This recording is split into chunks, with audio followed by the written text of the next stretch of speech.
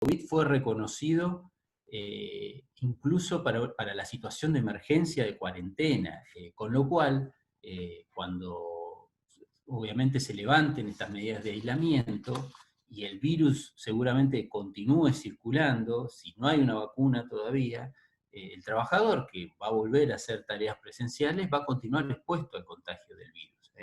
Con lo cual allí se abre la otra posibilidad que plantearon muchos colegas, de que también se debiera reconocer al hecho del contagio del COVID como un acontecimiento súbito violento para ingresar al reconocimiento del sistema como un accidente de trabajo. Yo no soy partidario de forzar conceptos, porque la verdad el COVID es una enfermedad, no es un accidente, pero sí se puede invocar esa figura del hecho súbito y violento de contagio para que a cualquier trabajador que luego de la cuarentena o que no está especialmente protegido, porque el DNU protege a los trabajadores que están, que están obligados a continuar cumpliendo tareas en cuarentena. Con lo cual, puede ocurrir de que algún trabajador lo obliguen a ir a trabajar, como ha pasado. Yo he recibido un montón de consultas de que concesionarias de la ciudad de Avellaneda que tenían sucursal en capital y en provincia, y como en provincia estaba prohibido, se lo hacían ir a trabajar igual. ¿Y qué pasa en esa situación? Un trabajador que se contagia.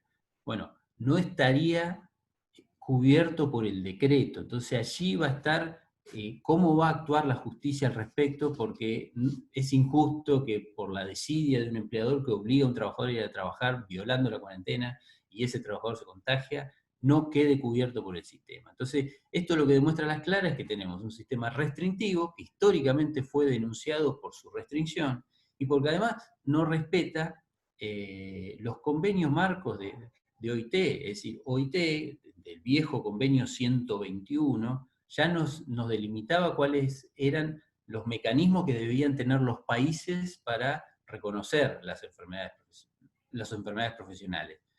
Uno era el sistema del listado, pero también hablaba de que además del listado debía haber un sistema alternativo de reconocimiento para aquellas enfermedades que no habían sido reconocidas.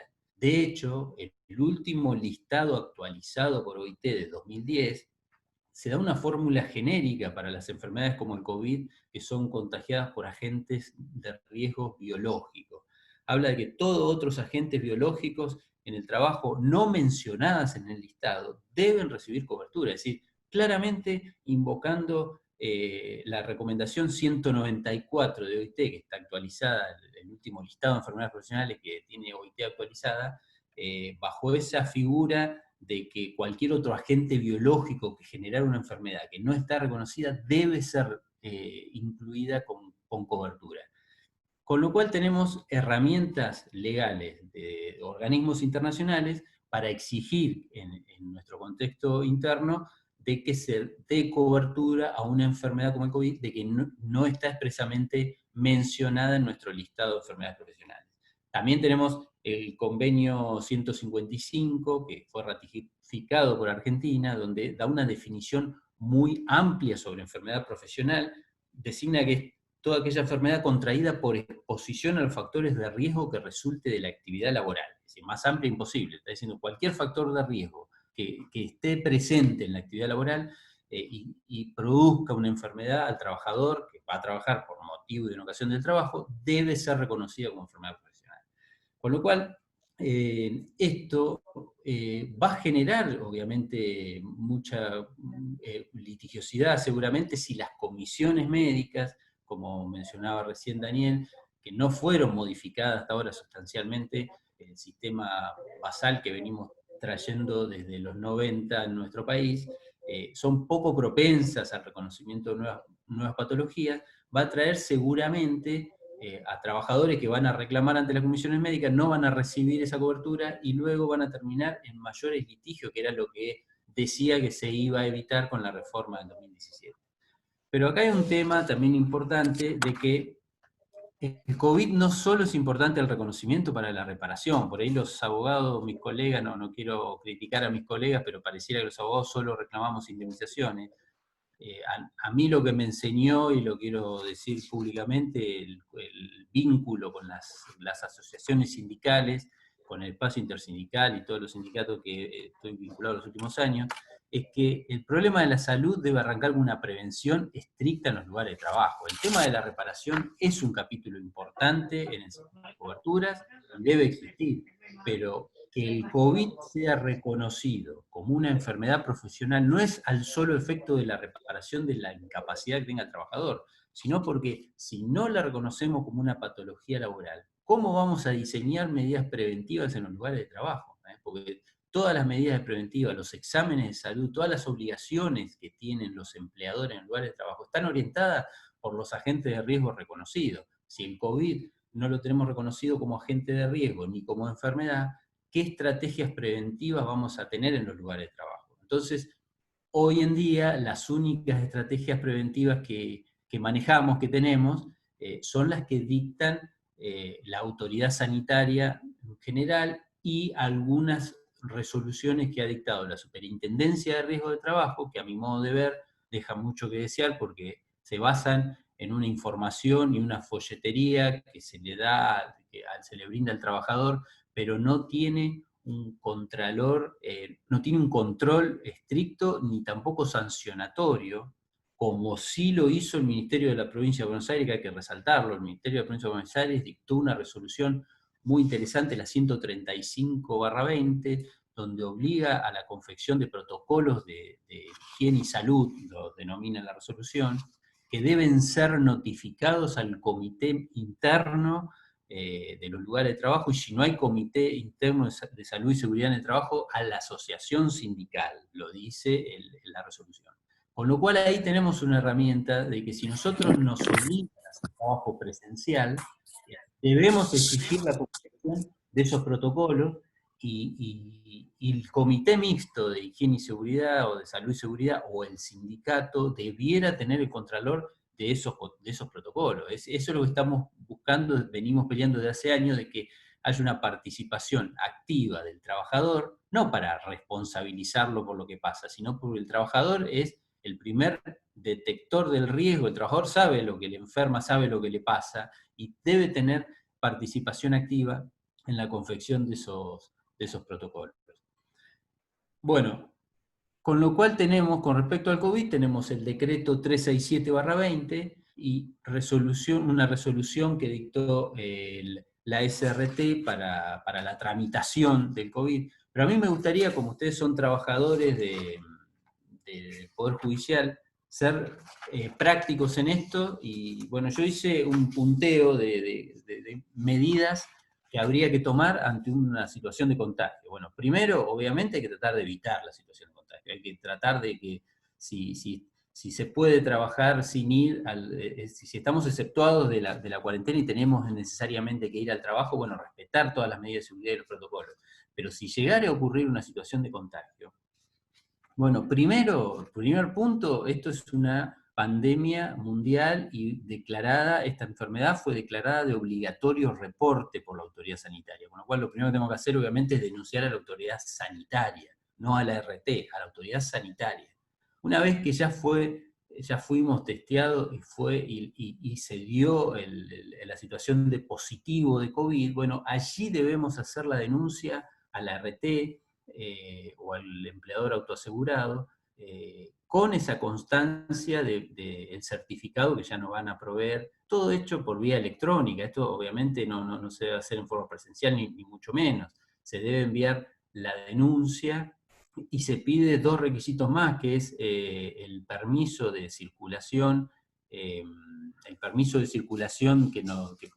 tenemos para desplazarnos, y una descripción muy breve, manuscrita, que lo pueda hacer un familiar, la persona afectada o un apoderado, descripción de puestos de trabajo, el lugar donde se ubica el establecimiento, como para demostrar, eso es importante para demostrar que estamos en una zona de circulación de virus.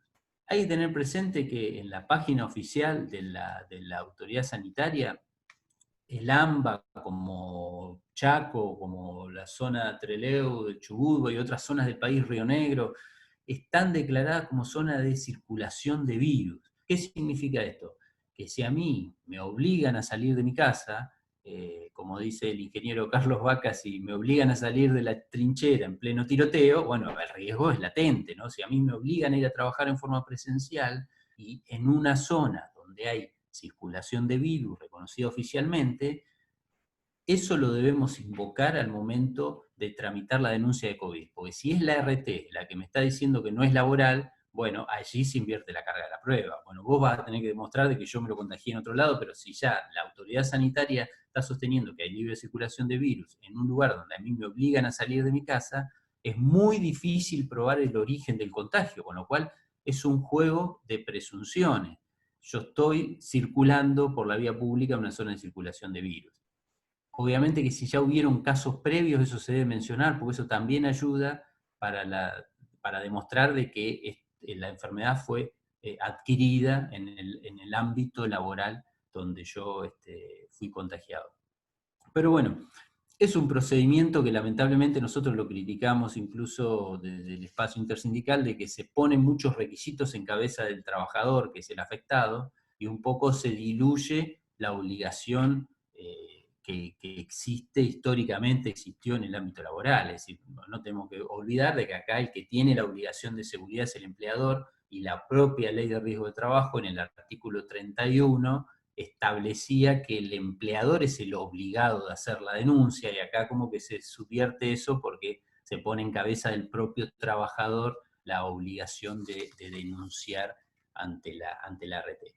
Después de que esa denuncia fue ingresada y el trabajador fue asistido, generalmente esto funciona así, de que el trabajador ya está en un nosocomio público, en su obra social, y lamentablemente aquí las RT nuevamente se vuelven a llevar de arriba todo porque no tienen prestadoras casi abocadas para dar tratamiento de COVID. Eso en algún momento va a haber que plantearlo, porque cuando el sistema público esté desbordado o el sistema privado tampoco tenga, habría que obligar a las aseguradoras de riesgo de trabajo a que afecten específicamente prestadores a la atención de COVID. Yo, por lo que sé, no tienen prestadores todavía afectados, porque el trabajador cuando ingresa la denuncia ya está siendo atendido por otro prestador médico, y trasladar a un enfermo de COVID no es recomendable, con lo cual el trabajador se mantiene en el nosocomio en que estaba internado hasta que recibe el alta médica si todo sale bien. Una vez que transitó esa etapa de prestaciones médicas, el trabajador después va a estar obligado a iniciar un procedimiento administrativo ante las comisiones médicas para el reconocimiento definitivo del carácter profesional de la enfermedad. Y esto es lo que a nosotros nos pareció que se podría haber sacado un poquito mejor, que no debiera el trabajador hacer ese procedimiento administrativo. Esto se hubiera evitado si el COVID se hubiera incorporado definitivamente al listado.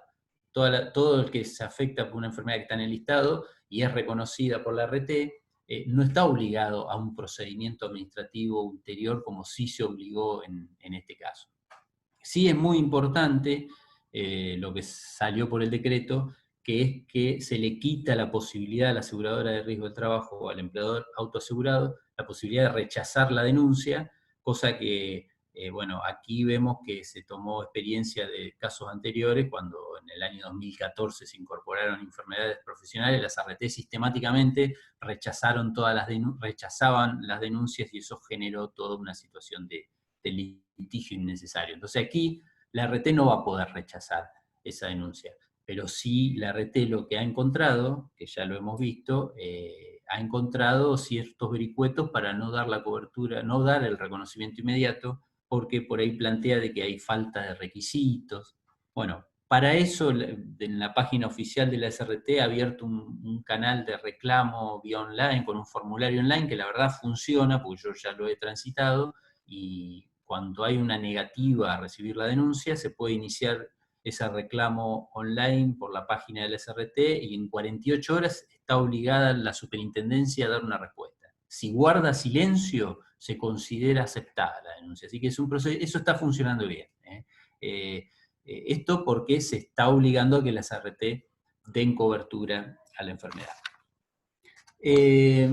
Pero bueno, las cuestiones de COVID fundamentalmente transitan así, y va a haber un montón de planteos que se van a generar luego de que transitemos la cuarentena y en aquellos casos que no estén expresamente reconocidos, porque recordemos, es la cobertura para trabajadores en relación de dependencia, estamos hablando de trabajo formal, y ahí viene bueno, el problema histórico que tenemos con el mercado laboral en la Argentina, que hay un 40% casi en la informalidad, que no tiene RT, con lo cual tampoco va a tener cobertura de COVID. También en personal de la salud, hay muchos contratados con figuras no laborales, así que ahí vamos a tener un problema a futuro, porque no estarían técnicamente reconocidas con este decreto. Pero a aquellos que no estén reconocidos por este decreto, yo le aconsejo que hagan la vía de la denuncia como accidente, lo que hicimos históricamente en las organizaciones sindicales, cuando no se reconocía el estrés laboral, bueno, ¿qué hacíamos? Si el estrés no es una enfermedad profesional, lo denunciábamos como un accidente. Obviamente que la RT tampoco nos lo reconocía, pero después teníamos que seguir la vía, votar la vía administrativa, o terminar en la justicia, uno que no quiere por tanto tiempo que se demora, pero cuando el sistema no te reconoce y no te da cobertura, yo aconsejo que se debe hacer la denuncia y agotar la vía administrativa. No soy partidario de defender el sistema de la vía administrativa, pero como bien lo mencionó recién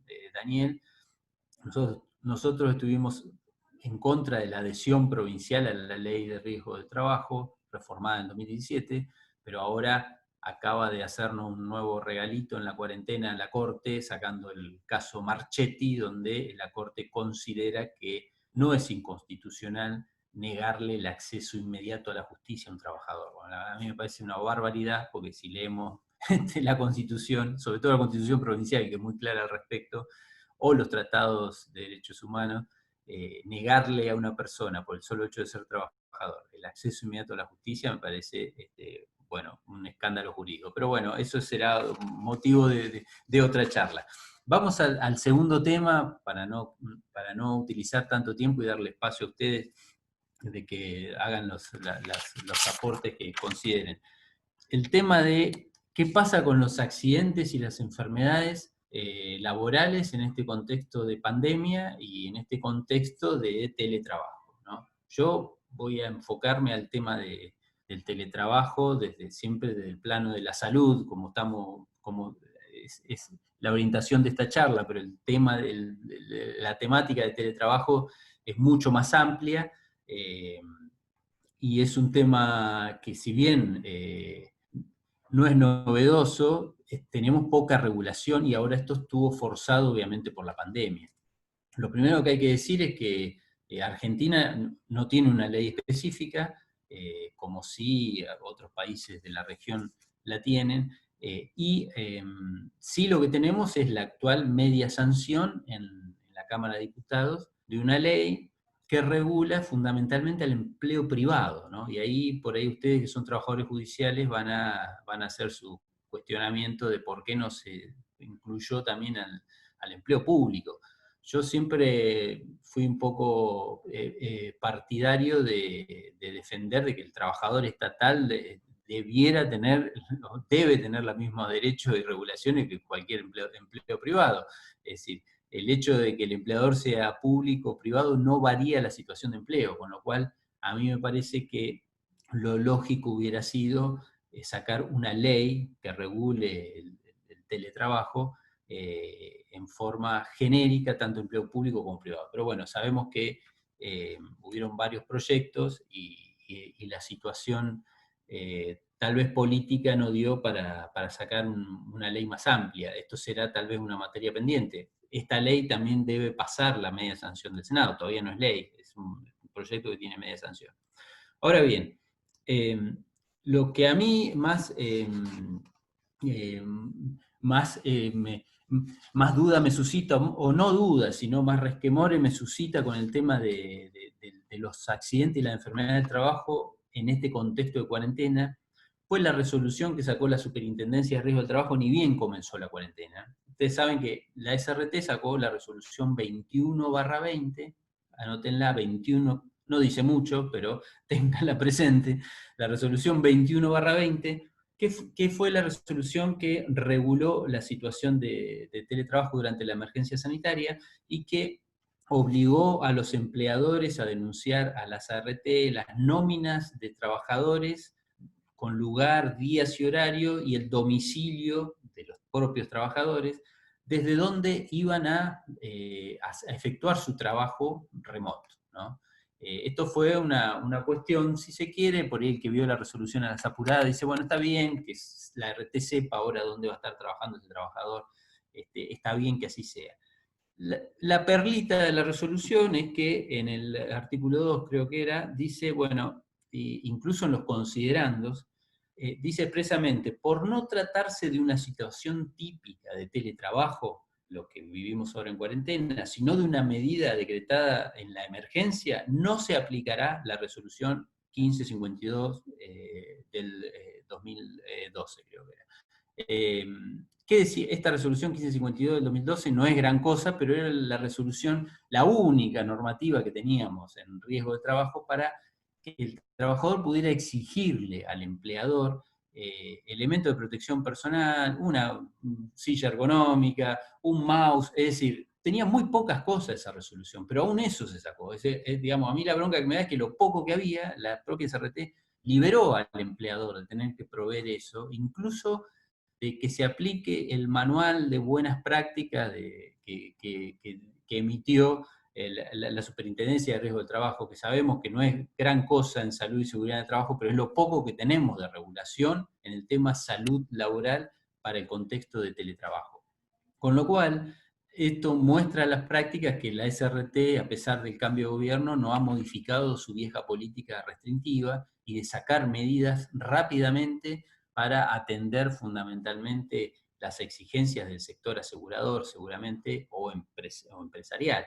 Con esto se liberó un poco a los empleadores y a las ART de tener que hacerse cargo de brindarle a los trabajadores medidas de seguridad que antes se tenían que brindar en los establecimientos de trabajo, pero que ahora ante esta dispersión de trabajo en cada domicilio se dejó un poco de lado. Ahora bien, entonces, ¿qué tenemos de regulación? Yo sé que ustedes, bueno, lo trabajaron, ahí está Oscar Martínez, lo trabajaron con el TEL, seguramente. Yo sé que la Asociación Judicial Bonaerense firmó un convenio, que la verdad que en eso hicieron un poco punta en este tema, porque salvo el convenio de FOETRA, que yo recuerdo, que creo que es del 2009, no hay negociaciones colectivas específicas sobre este tema. Está el convenio que firmaron ustedes con la Corte y está el convenio que firmó CETERA con el Ministerio de Salud de la Nación para establecer pautas mínimas en cómo desarrollar el tema del teletrabajo. ¿Por qué es importante establecer regulaciones? Yo creo que es importante que haya una ley especial y que haya una presencia sindical, porque el tema del teletrabajo puede ser el caballo de Troya del derecho laboral. Es decir, todas las reformas laborales flexibilizadoras que nos quisieron imponer años anteriores, bueno, ahora se podrían llevar a cabo muy fácilmente con esta modalidad de teletrabajo. Entonces, aquí es importante resaltar de que tenemos el convenio 177 de OIT, que no es un convenio específico de teletrabajo, pero es un convenio que reguló el trabajo a domicilio, que ya tiene unos cuantos años.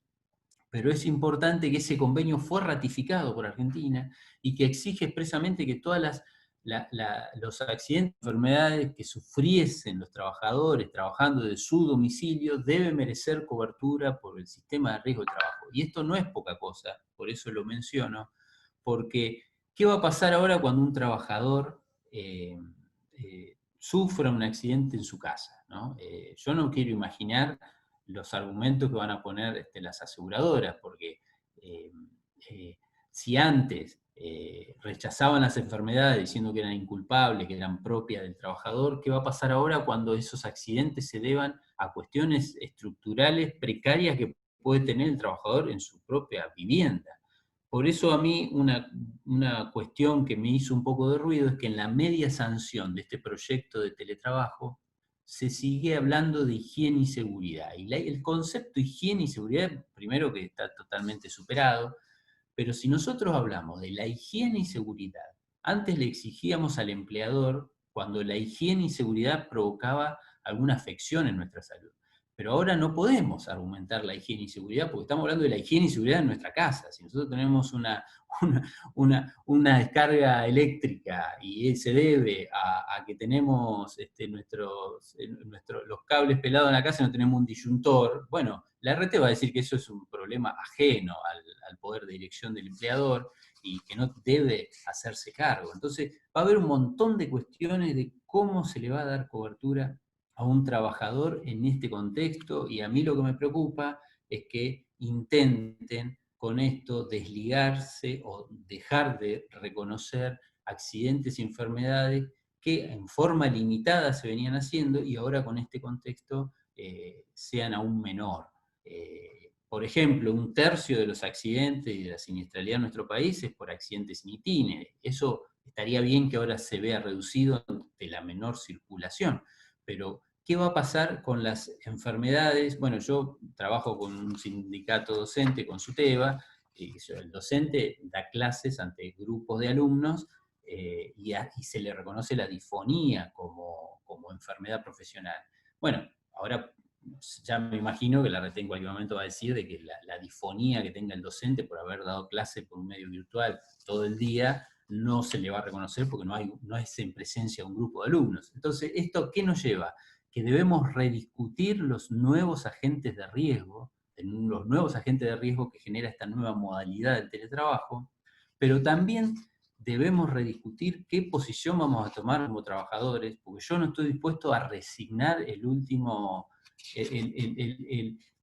derecho no invadido por el capital y el empresario, que es mi intimidad en mi casa. Yo no voy a permitir que haya una regulación de la Superintendencia de Riesgo de Trabajo que obligue a yo, un trabajador, de que venga a la RT a revisar mi domicilio.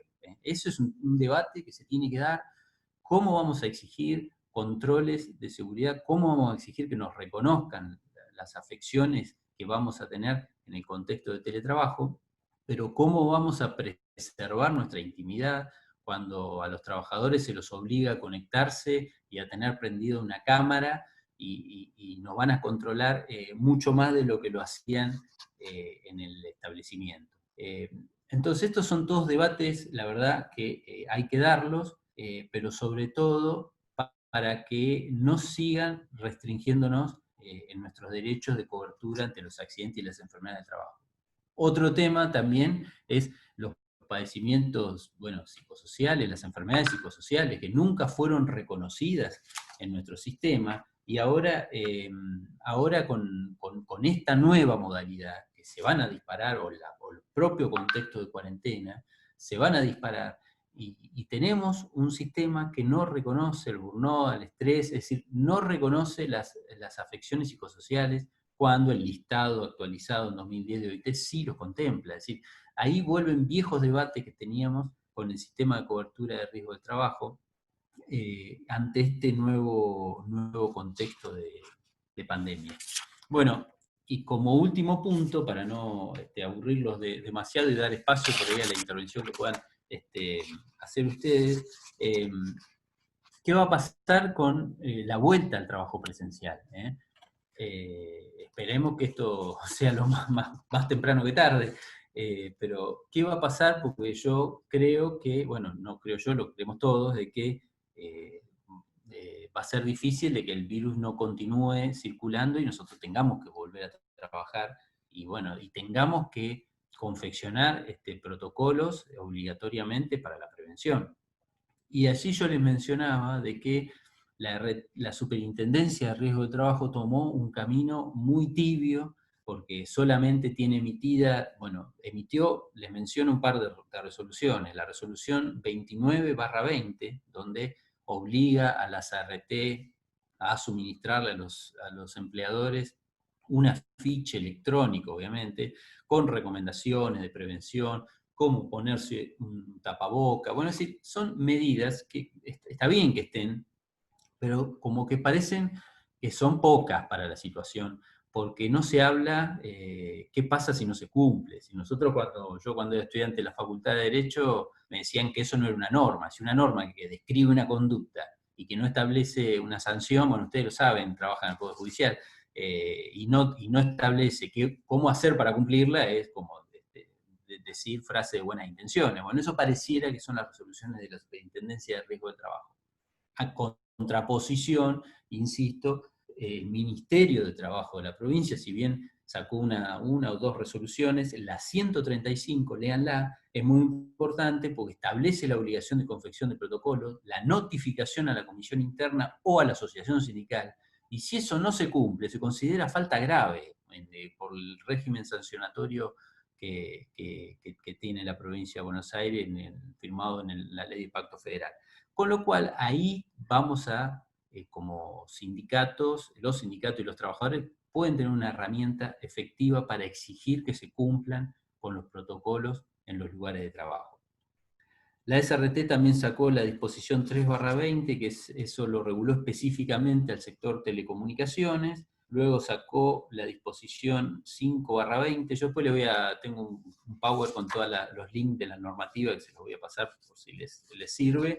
La disposición 5/20, que son para las actividades exceptuadas, y también la disposición 6/20, que para las actividades de la energía eléctrica. Ahora, yo cuando al comienzo les mencionaba de que se pone evidencia esta pandemia y el COVID, evidencia viejas problemáticas que nosotros tenemos en el mundo laboral y viejas deudas que arrastramos a pesar de obviamente muchos años de mejora que tuvimos en gobiernos anteriores, no en el último gobierno, sino los anteriores. Desde el punto de vista de la salud y de los trabajadores siempre fue una materia pendiente para mí, porque cuando se disparó el tema de la reforma laboral en el 2017, siempre el caballito de batalla era el mal a combatir era la litigiosidad. Yo digo, acá se invierten las prioridades, ¿no? Acá no era la mejora de la salud de los trabajadores, ni mejorar en la prevención, sino cómo hacemos para restringir el reclamo judicial. Bueno, y ahora esto se ve en evidencia. Ahora no sirve de nada todo este andamiaje jurídico que se sostuvo durante años, el sistema de riesgo de trabajo, que es un impermeable para un día soleado, digo yo, porque en realidad cuando necesitamos de la cobertura, no está la enfermedad contemplada, no está el agente de riesgo contemplado, pero tampoco la superintendencia obliga a las ART a dar esa cobertura y a hacer prevención. Entonces, entre las obligaciones que podemos exigir en los lugares de trabajo, tenemos que partir de la base que la ley de riesgo de trabajo decía que debe haber una prevención eficaz, artículo 4 de la ley de riesgo. Parecen frases sueltas, pero no tenemos que olvidarnos, el primer objetivo de la ley no era evitar la litigiosidad, era que haya una prevención eficaz. Bueno, ¿cómo hacer esa prevención eficaz en los lugares de trabajo? Bueno, la vieja ley de higiene y seguridad, que viene del año 72, que todavía tenemos vigente en nuestro país, la 19.587, bueno, en su artículo 4, en eso fue innovadora para la época, ahora es una ley que debería ser superada totalmente, pero ya nos demostraba ahí lo que se conoce en salud y seguridad, el orden decreciente de medidas preventivas. ¿Y cuál es el orden decreciente en las medidas preventivas?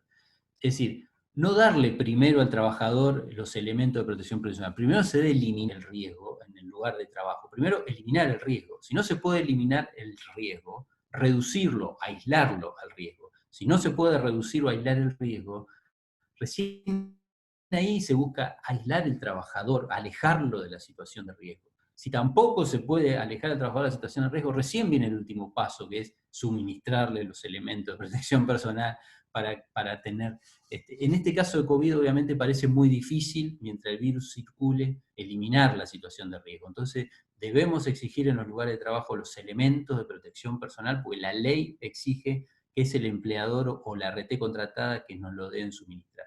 Pero además hay otra cuestión donde es importante como trabajadores que participemos y las asociaciones sindicales también pueden organizar en ese punto, que es la declaración de los agentes de riesgo. Estas son normativas que existen en el sistema, a pesar de ser restrictivos, y que muy pocas veces son mencionadas o divulgadas o son conocidas por los propios operadores jurídicos.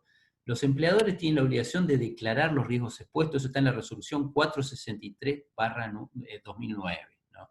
El empleador debe hacer una declaración jurada de qué riesgos tiene expuesto en el lugar de trabajo. La RT debe registrarlo y debe debe corroborar de que esos riesgos existan. Esto es lo que se llama el RAR, que es el registro de agentes de riesgos laborales.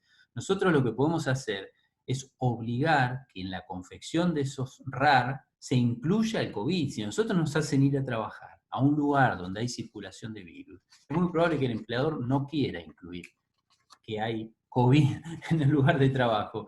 Pero eso a nosotros luego nos puede servir, si fuimos lamentablemente contagiados, para el momento en que tengamos que tramitar esa denuncia ante la Superintendencia de Riesgo de Trabajo, porque allí se va a pedir esos RAR. Y lo que hace generalmente la Superintendencia de Riesgo de Trabajo es decir, bueno, no está el riesgo declarado, entonces el trabajador no está expuesto a ese riesgo. No, no, eso es una declaración unilateral que hace el empleador y nosotros estamos trabajando justamente para concientizar a los trabajadores de que esa declaración debe ser con participación del comité mixto, del delegado sindical o de la asociación sindical. Sabemos que esas son luchas de viejas épocas, pero que debemos sostenerla hoy más que nunca, porque el que está expuesto a las situaciones, que pone el cuerpo, como decimos, es el trabajador. Y el empleador no puede obligarnos a retomar un trabajo presencial sin cumplir con toda esta normativa. Incluir al COVID en los RAR, controlar de que esos RAR sean confeccionados o notificados con el delegado de prevención si existe. Luego, el decreto 351 del 79, mire de qué año le estoy hablando, un decreto de la dictadura militar, todavía lo tenemos vigente, dice que el empleador está obligado a notificarle al trabajador los riesgos expuestos. Es decir, todas estas son normativas que tenemos que tener en cuenta, porque como dije al comienzo, es muy difícil demostrar cuándo me contagié de COVID. Pero como es muy difícil demostrar cuándo me contagié de COVID, yo tengo que hacer jugar toda esta normativa para justamente invertir las cargas probatorias y que sea la RT o que sea el empleador el que diga, bueno, no, si vos no te contagiaste en el trabajo, te contagiaste en tal lugar, tenés que demostrarlo. Ahora yo tengo que exigir de que vos cumpliste con toda esta normativa, si no se presume de que el contagio fue con motivo y en ocasión del trabajo. Con lo cual, toda esta norma, estas normas en prevención, que son normas viejas y que por ahí no son superadoras a nivel en el contexto de salud y seguridad en el trabajo, debemos utilizarlas. Tenemos el convenio 155 de OIT, que es el que habla claramente de la participación de los trabajadores en las condiciones de salud y seguridad, y que a su vez nos reconoce, sobre todo ustedes que son trabajadores estatales, el derecho de retención ante una situación de riesgo, porque sabemos que el artículo 75 de la Ley de Contrato de Trabajo, y ahora estamos próximos a festejar el Día del Abogado Laboralista, y recuerdo la muerte de Norberto Centeno, autor de la ley, que justamente por una dictadura militar, que lo primero que hizo cuando llegó al gobierno fue sacar ese derecho de retención del artículo 75 de la Ley de Contrato de Trabajo, que en el texto originario de Centeno decía que el trabajador podía retener servicios cuando estaba expuesto a una situación de riesgo. Ese artículo nosotros los abogados lo invocábamos cuando defendíamos de un accidente, de una enfermedad a un trabajador público, y muchos abogados y jueces nos decían que no correspondía porque era una norma del empleo privado. Bueno, ahora con la ratificación en el año 2011 del decreto del convenio 155 de OIT, en el artículo 13 expresamente se reconoce el derecho de retención que puede invocar cualquier trabajador estatal si hay una situación de riesgo. Si a mí me obligan a ir a trabajar a un lugar donde hubo un contagio de COVID y no se tomaron las medidas de seguridad que dice el protocolo aprobado por la autoridad sanitaria, yo puedo válidamente retener mi servicio para evitar estar expuesto a esa situación de contagio. Bueno, y por ahí, para ir finalizando, quisiera seguramente por ahí alguna duda o un intercambio. No quiero monopolizar más el tiempo, pero lo que, bueno, me gustaría cerrar es esto, que la salud es el último bien que nos queda a nosotros para preservar como trabajadores. No podemos aceptar de que nos obliguen a poner en riesgo nuestra salud, a que tengamos que trabajar en un contexto de riesgo, y sobre todo cuando la escasa normativa que tenemos del sistema de riesgo del trabajo, que ya es un sistema restrictivo, generalmente no lo cumplen los empleadores, y tampoco la provincia, lamentablemente. Es decir, los exámenes de salud, me olvidaba, la resolución 37/10, es decir, que obliga a hacer exámenes de salud anuales, tampoco se hacen en la práctica. Entonces, si no se cumplen con todas las medidas de prevención, ¿cómo luego cuando ocurre un accidente o una enfermedad se puede argumentar que no se debió, que no fue por motivo en ocasión del trabajo cuando el empleador mínimamente no cumplió con los protocolos mínimos para evitar esa situación de contagio? Yo creo que ahora debemos insistir en que el COVID sea incorporado definitivamente al listado. Yo creo que el decreto fue un buen paso, nos pone en el contexto de los 15 países en el mundo que reconocen al COVID como enfermedad profesional, pero debemos exigir que sea incorporada definitivamente al listado y en algún tiempo que hayamos superado este contexto de emergencia, discutir realmente y muy seriamente el sistema de riesgo de trabajo que tenemos de la década de los 90. Es un sistema que lamentablemente permite el fin de lucro con aseguradoras de riesgo de trabajo que en su momento creímos que iban a correr la misma suerte que las AFJP, pero por ahí por las cuestiones de contrapeso político que tenemos en nuestro país no se llegó a avanzar a eso. En algún momento vamos a tener que discutir este sistema en serio si realmente queremos que dé cobertura al trabajador en situación de trabajo, ¿no? Bueno, no sé cómo estamos con el tiempo y si hay alguna duda con respecto a los trámites. La denuncia no quise especificar mucho cómo es el trámite, porque por ahí es un tema muy específico y no quería aburrirlos, pero que haya sido contagiado por COVID, tiene que desandar todo el trámite de denuncia y trámite administrativo, y en el trámite administrativo también se le exige que tenga un patrocinio letrado, que bueno, también a mí me parece a veces un exceso de exigir, porque puede ser que el trabajador en el contexto de emergencia no tenga a disposición un asesoramiento inmediato, y si es un subsistema de la seguridad social, como dice la ley, debería ser un trámite sencillo para el reconocimiento del derecho y no un trámite laberíntico para demorar la cobertura. Bueno, no sé si hay alguna pregunta o alguna intervención. Sí, Gastón. Bueno, che, muchas gracias por toda la información ahí. Estamos grabando igual la charla, así después la podemos tener o registrar mejor la información que nos diste. Buenísimo, si después nos mandás tu Word con todas las Con la normativas. normativa. Y ahí, ¿cómo se llama? Tenemos un compañero tuyo, Vaca, Carlos Vaca, que quería Sí, decirnos algo. Así que le sí, damos la sí, palabra a sí. él. Quiere abrir el micrófono, adelante. Y vamos anotando. Que quiere levante la mano y si no se anota por chat. ¿Me escucha? Bajito, podés ir un Sí, poquito más cerca del micrófono. Voy a tratar de ir más cerca, tomar la cámara más cerca. Sí, Ahí se ahí te se escucha escucha mejor. mejor. Ahí se te escucha ahí se mejor. escucha.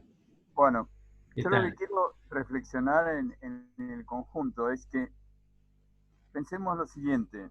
Nosotros estamos haciendo circular a una persona saliendo del único lugar donde hay la única medida preventiva para evitar el contagio, que es su domicilio. Estamos cansados de escuchar quédate en casa. Y le hacemos salir para ir a trabajar, ya sea exceptuado o en muchos casos sabemos no exceptuado, apretado, digamos. Entonces, ahí tenemos que considerar que la fuente, que bien señalaba Gastón, la fuente es el medio ambiente que ya tiene circulación comunitaria del virus. A nadie se le ocurriría decir que alguien vaya al campo radiactivo simplemente con una sordina para los oídos, porque la radiación puede generar algún ruido importante. Y a nosotros nos están haciendo circular por el medio de la fuente de contagio del virus para concurrir a trabajar. Y además, la única medida que después nos dan es el elemento de protección personal, la peor protección y la señalización del fracaso de la prevención frente a este tema. Además, como hay dificultades en la provisión de los elementos, nos dan tapaboca, no elementos que filtren el virus y que impidan que el virus ingrese a nuestras vías respiratorias, nos dan tapabocas para que nos mantengamos a distancia y no escupamos el asado. Pero esto no es un elemento de protección personal efectivo frente al virus COVID-19, que es un virus muy chico que traspasa la mayoría de los elementos de protección. Entonces el planteo que me parece que corresponde es, ahí me convocan a trabajar, primer punto del protocolo es quién puede ir y quién no puede ir, es decir, hay compañeros que no van a poder ir, que tienen riesgos especiales, hay compañeros que traen exceptuado, lo que sea, pero los que vayan a ir, primera situación, me llenás el RAR y desde el día que inicio la prestación con vos circulando por este medio, me estás dando la protección para el caso que yo me pudiera contagiar del coronavirus. Pero de entrada, el primer día, yo no entro a trabajar si no me haces la planilla del RAR avisándole al RT con copia del SRT de que yo estoy teniendo a trabajar circulando en medios que ya son de virus de circulación comunitaria, porque todo el AMBA está en esta situación. Entonces, claramente, ese es un primer planteo, el primer punto o el segundo punto del protocolo. Y el otro tema es que vos me estás diciendo que necesitas la producción, que necesitas el proceso de trabajo, lo que vos quieras. Yo todo eso lo acepto y voy a brindar mi prestación de contrato de trabajo, pero vos me convertís a mí en un portador sintomático o asintomático hacia mi familia, a la cual no le vas a dar protección en una pandemia. En consecuencia, ojo, yo voy a trabajar, pero no a costa de mi familia ni a costa de mi propia salud o la vida. Me declarás el RAR y me das elementos para que yo realmente no me pueda contagiar. Porque dejar como está tramposamente en la SRT la determinación de si existe el riesgo de COVID en los lugares de trabajo. En la mayoría de los lugares de trabajo, salvo que sean laboratorios, o salvo que sean lugares veterinarios o lugares, digamos, de zoonosis, en una metalurgia es muy difícil demostrar que ahí está la fuente de generación del virus. La fuente está en el tránsito al trabajo, en el medio de circulación comunitaria. Entonces, si vos me haces salir, bancá, poné el RT y dame los medios de protección que correspondan. Muy bueno, Chacho. Bueno, Chacho es un ingeniero muy reconocido en el mundo obrero, así que la verdad que gracias porque también nos enseña siempre con sus aportes. Pero es así lo que dice Chacho tan claramente, ¿no? Es decir, me hace salir de la trinchera en pleno tiroteo, es eso, es decir, nos obligan a tener que probar el riesgo y el hecho del contagio cuando nosotros demostramos que estamos ante una situación de riesgo, es evidente que tenemos que recibir la cobertura. Ahí había una pregunta, a ver si veo, que hablaba de los fundamentos del decreto como para, Brenda creo que era, no sé, la había hecho, que nos hablaba si en los fundamentos del decreto estaba digamos, el argumento para pedir la inclusión. Sí, yo creo que sí, que está bien fundado el decreto en ese punto. Por ahí falta la oportunidad política para poder tratarlo. Ahora escuchamos en los medios de que, bueno, la oposición se niega a debatir en el Congreso si no hay consenso. Bueno, pareciera que son democráticos muy particulares, porque yo digo, es muy difícil ponerse de acuerdo sin que no sea una sesión. Yo no digo que estemos todos de acuerdo en todos los temas, pero tenemos que brindar el debate. Ahora, si no damos la oportunidad de que haya el debate, veo difícil ahora, en lo inmediato por lo menos, de poder incluir el COVID en el listado en cuarentena, si no se está pudiendo sesionar, si no hay consenso absoluto. Son cuestiones políticas que por ahí yo no manejo, pero lo que sí debemos insistir en la inclusión definitiva del COVID en el listado mientras subsista este sistema restrictivo. Porque si no está en el listado, digamos, yo no soy enemigo del listado de enfermedad profesional, lo que soy enemigo de los listados cerrados. Es decir, nuestro país, desde la primera ley, el 9688 de 1915, nació con un listado cerrado. Pasa que la justicia laboral rápidamente lo desactivó, porque era injusto que un trabajador que se enfermaba, que su enfermedad no estaba dentro del listado, no sea reconocido como laboral.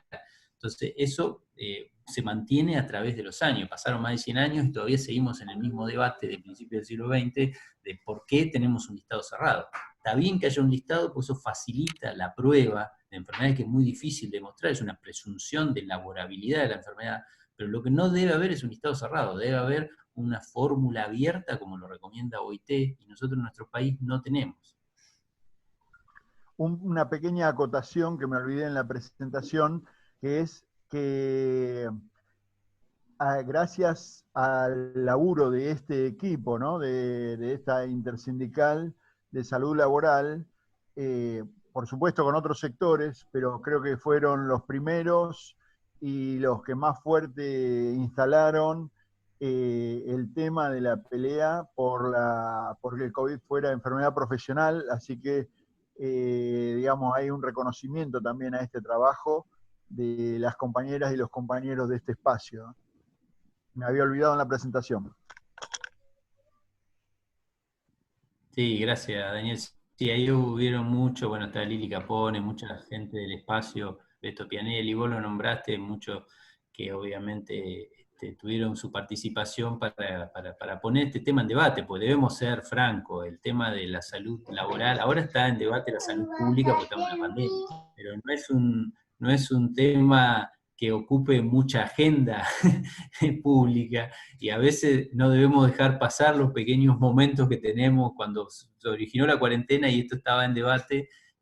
Tuvimos ahí un poco un interregno, pero ahora pareciera como que ya salió el decreto y ya salimos de las prioridades, pero no debemos olvidar insistir de que cuando salgamos de la cuarentena, este decreto, que fue un primer paso, no nos va a servir. Vamos a necesitar otra estructura jurídica para poder ampararnos, para ser reconocido nuestra contingencia. La lucha por los comités mixtos es lo próximo, por lo que vamos. Tal cual, sí, ahí Alicia, que es una conocedora de esto también, nosotros, digamos, estamos peleando también como espacio intersindical de que por una vez por todas Argentina tenga una regulación en el plano nacional de los comités mixtos. Es decir, nosotros nos olvidamos, pero en la provincia de Buenos Aires los tenemos regulados, en la provincia de Santa Fe también, pero en el plano nacional no hay una ley que obligue a las empresas a constituir comités mixtos de salud y seguridad en el trabajo. Que cuando esta misma SRT, con las mismas autoridades que todavía se mantienen, lamentablemente, consultó a la OIT en el año 2017, porque ustedes se acuerdan que cuando con la reforma de Macri a la ley de riesgo, se prometió que se iba a enviar un proyecto de prevención. Dentro de 3 meses se iba a enviar un proyecto de prevención al Comité Consultivo Permanente que funciona dentro de la SRT, y eso se iba luego a tratar en la Cámara para tener una nueva y moderna ley de prevención. Bueno, como ustedes vieron, se consiguió lo que se quería, que es limitar la litigiosidad nada más, y esa ley de prevención nunca llegó al Congreso. Ahora, se le pidió a OIT asesoramiento, y OIT brindó un informe, que está en la página de OIT Argentina, está un libro para descargar, donde da las recomendaciones que debería tener una ley de prevención en Argentina. Y uno de los 10, 11 puntos importantes que pone es la participación de los trabajadores en las condiciones de salud y seguridad del trabajo. ¿Qué significa esto? Tienen que tener ley de comité mixto, muchachos, claramente, así es lo que le dijo OIT Argentina. Obviamente cuando OIT dijo eso, bueno, eso no fue receptado tampoco en el proyecto de prevención, y ese proyecto ni siquiera se presentó nunca. Con lo cual ahí tenemos un déficit de que tenemos una vieja ley de higiene y seguridad del 72, reglamentada por un decreto del 79 y por otro decreto del 94. No sé si les suena los años, ¿no?, de las regulaciones, si no fue una dictadura militar, fue un gobierno neoliberal. Sí es cierto que durante el gobierno de Cristina se ratificaron los convenios más importantes sobre salud y seguridad en el trabajo, que el convenio 155 y 187, eso es muy importante, pero no se consiguió, no sé por qué, o no hubo apoyo político, superar la legislación vetusta que tenemos en prevención, que eso es una gran materia pendiente que tenemos, y constituir definitivamente los comités mixtos para que el trabajador tenga participación en las discusiones de las condiciones de salud en su lugar de trabajo. Bueno, ahí tenemos ahí a una compañera, Adriana Gibson, que quería hacer una consulta también, y después tenemos a Federico Brunetti. Adriana, si querés abrir la palabra. Sí, hola, ¿qué tal? Buenas noches. ¿Qué tal? Bueno, yo ahí lo puse en el chat. En realidad lo que quería saber era por qué no se reconoce a las enfermedades psicosociales dentro de las enfermedades laborales, digamos, por qué no hay un reconocimiento, por qué no se ha hecho eso aún todavía. Perdón, yo no soy abogada, entonces como trabajo en otro plano, soy trabajadora social y me parece importantísimo, realmente porque hay muchas enfermedades relacionadas y sobre todo los que trabajamos en el área digamos, pericial, ¿no? Del ámbito judicial, poder tener un reconocimiento de muchas enfermedades que surgen. Entonces, un poco, ¿qué pasa con esto? ¿Por qué razón? Cuando además no es el único, digamos, el único escenario en que pueden aparecer estas enfermedades, digo, son enfermedades que pueden aparecer en otros contextos también, laborales. Sí, eso es una lucha histórica que tuvimos varios sindicatos. Y bueno, yo recuerdo una frase de Carlos Rodríguez, un ex superintendente de riesgo de trabajo, que decía: el trabajador argentino es un trabajador sin psiquis, porque no se reconoce a las enfermedades que afectan a nuestra psiquis. Lo único que reconoce el sistema es el estrés postraumático. Es decir, vos tenés un choque en el auto yendo a trabajar y te reconocen el estrés postraumático, post-accidente, pero no a las enfermedades psicosociales. Eso es hoy insostenible si analizamos los últimos convenios y recomendaciones de OIT. Incluso la propia OIT, cuando sacó un paper, ahora un vademecum de normas aplicables a la situación de COVID, en el primer documento que sacó en marzo, decía, después lo modificó lamentablemente y lo sacó, seguro hay muchas presiones patronales allí. En el primer documento de la OIT del 23 de marzo, lo pueden encontrar en internet, igual está citado en este documento que les voy a pasar, dice: la enfermedad del COVID y el trastorno de estrés postraumático contraído por exposición en el trabajo podrían ser consideradas como enfermedad profesional. Lo decía OIT. Obviamente que en el último listado actualizado de OIT están expresamente reconocidas, y otros países ya se han reconocido, bueno, ni hablar en países de Europa que tienen un sistema de salud mucho más avanzado que el nuestro. Bueno, eso es una lucha de vieja data que tenemos con el sistema, que nunca reconoció a estas enfermedades como laborales, con lo cual el trabajador que quiera tener cobertura tiene que hacer un reclamo vía administrativa, agotar la vía administrativa, la comisión médica le va a decir que no porque no está en el listado, y en la última instancia que le queda a ese trabajador es ir a la justicia laboral. Por eso también ahí se explica la litigiosidad. Como bien decís vos, en las funciones donde hay una relación interpersonal siempre está presente esa situación. Y ahora en el contexto de teletrabajo, cuando no tengamos esa relación personal, vamos a tener, a través de los medios tecnológicos, una fuerte presión en nuestro mecanismo de trabajo, nuestra modalidad de trabajo, que va a repercutir enormemente en ese tipo de afecciones. Así que ahí tenemos siempre una deuda pendiente, y bueno, me preguntás por qué no se reconoció, no sé, ahí habría que hacer un análisis político. Sí, siempre fue un gran punto resistido por las aseguradoras. Desde que adoptamos este modelo en los 90, nos compramos, tenemos el zorro en el gallinero, como decimos, tenemos a las ART, empresas privadas que buscan el lucro, obviamente que van a tratar de que se reconozca la menor cantidad de afecciones para tener que otorgar menos cobertura. Bien, gracias. Fede Brunetti, Federico Brunetti. Acá estoy. Buenísimo.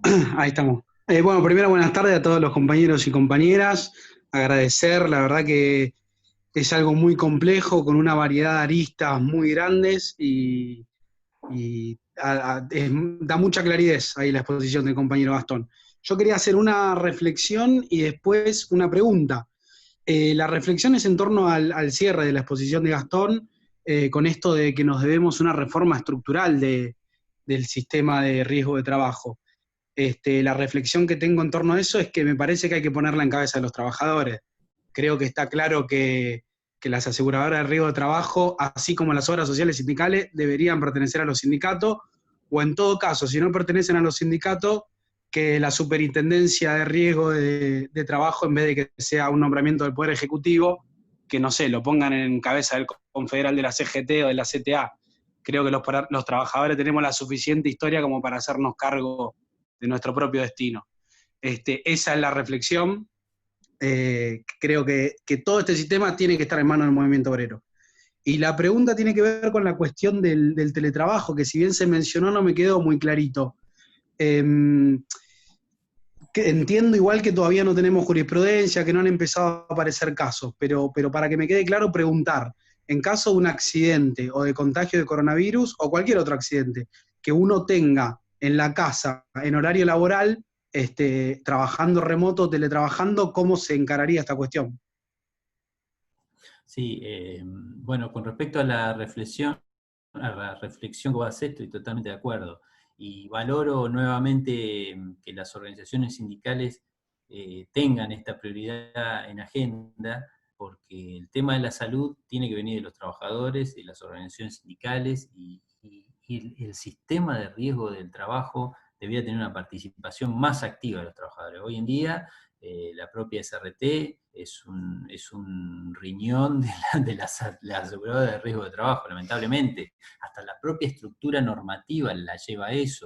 Está sustentada económicamente por los aportes que hacen las propias aseguradoras. Es decir, los empleadores pagan la cuota de seguro a la RT, una porción de esa cuota de seguro es la que sostiene a la Superintendencia de Riesgo de Trabajo, pero no sale por renta general. Entonces tiene casi como vida propia. Si bien el poder político puede decidir quién es el superintendente y quién no, lo cierto es que históricamente ha sido un organismo que ha respondido al sistema asegurador más que a los trabajadores.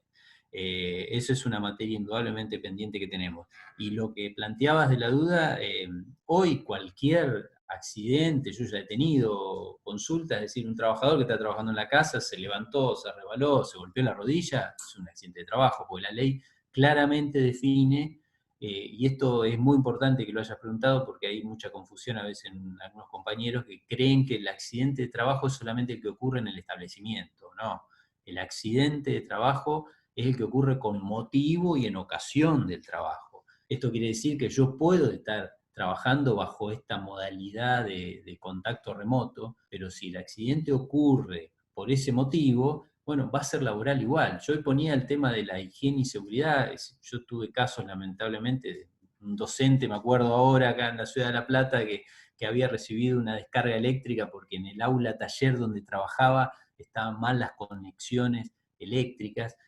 Bueno, yo pregunto, no sé, un trabajador se levanta a la mañana, va a enchufar la computadora y recibe una descarga eléctrica. ¿Es accidente de trabajo o van a decir que fue un accidente doméstico ajeno al trabajo? Bueno, no, es un accidente de trabajo, porque ese trabajador nunca hubiera ido a enchufar esa máquina si no era con motivo del trabajo en sí. Ahora, eso es muy difícil de delimitar por eso digo la complejidad que va a traer esta situación de teletrabajo, porque se pierden los límites entre la vida privada y el trabajo. Pero no tenemos que dejar, o no tenemos que olvidar de que el sistema de riesgo de trabajo, a pesar de ser un sistema restrictivo, mantuvo esa definición de acontecimiento súbito y violento con motivo y en ocasión del trabajo. Entonces, todo lo que tiene que ver, todo lo que ocurre con motivo y en ocasión de trabajo debe ser cubierto por el sistema de riesgo de trabajo. Daniel, ¿querías aportar algo? Abrite el micrófono. Ahí va. Ahí va. ¿Se escucha bien ahí? Sí, perfecto. Bueno. No, me parece que aporta mucho y hay algunas cosas que me parece que podemos ajustar para nuestra problemática porque tenemos una particularidad, que es que la Corte desconoce las reglas generales. Desde la Corte desconoce, por ejemplo, la ley de asociaciones profesionales. Entonces, toda esta argumentación para nosotros nos sirve porque, por ejemplo, la Corte nos debe la adhesión al Comisacep. Los comités mixtos de salud laboral existen en la provincia de Buenos Aires, por lo menos en el Estado, y de hecho Lilian Capone hoy es la vicepresidenta, o sea que tenemos una compañera de la Secretaria de Salud Laboral de la CTA provincia, es la vicepresidenta, pero la verdad que no lo tenemos en el gremio. Un poco por vicio de la Corte, por resistencia a la Corte, y un poco por vicio del gremio que tampoco negocia bien estas cosas para que podríamos haber avanzado más. Eso corre, una opinión que corre por cuenta mía, porque yo supe las conversaciones que tuvimos y lamentablemente podíamos haber avanzado un poco más. Yo creo que tenemos que hacer nosotros en el Poder Judicial, los trabajadores, en realidad no del Poder Judicial, sino de la Administración del Servicio de Justicia, un reclamo de los comisacep, de tener los comités mixtos, porque eso nos darían una herramienta para estar todos los días en discusión con las problemáticas nuevas que vamos a tener y con las problemáticas específicas de la pandemia. Y esto tiene historia de luchas y del movimiento sindical. Lo que mencionaba Gastón, funcionan en Santa Fe, con otro compañero muy valioso que laburó mucho ahí, que es el doctor Coam, que tiene un estudio específico sobre los judiciales, que lo podemos invitar también para otra vez, para hablar respecto de esto, con estadísticas y todo. Y en la provincia de Buenos Aires, recordemos que esto lo tenemos por una lucha que costó la vida de 2 compañeros que fallecieron en el astillero Río Santiago. Y entonces ahí se dio el lugar para poder forzar a que realmente salieran los comités mixtos. No es que salen fácil estas peleas, y no era el gobierno macrista, digo, no es que uno dice hay temporadas fáciles, digamos, no, nunca es fácil del todo avanzar en esto. Pero lo que sí tenemos que tener en cuenta es que hay una historia en esto, por ejemplo, el compañero Chacho Vaca, que habló antes, y bueno, el Chango Sosa, que participa también en el espacio.